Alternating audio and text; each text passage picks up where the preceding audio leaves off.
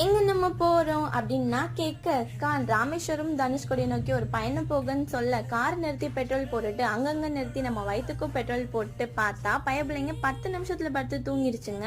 அங்க பாரு rail rail ரயிலுன்னு சொல்லி முழிக்க வச்சுட்டு அரியமான் பீச்ன்ற போர்டை காமிச்சே தூங்க விடல. கடல் வந்தோன்னே இதோ கடல் சொல்ல எக்ஸைட்மெண்ட்ல பனியன்லாம் கழட்டி போட்டு உள்ள போய் குதிக்க ஆரம்பிச்சுட்டானுங்க.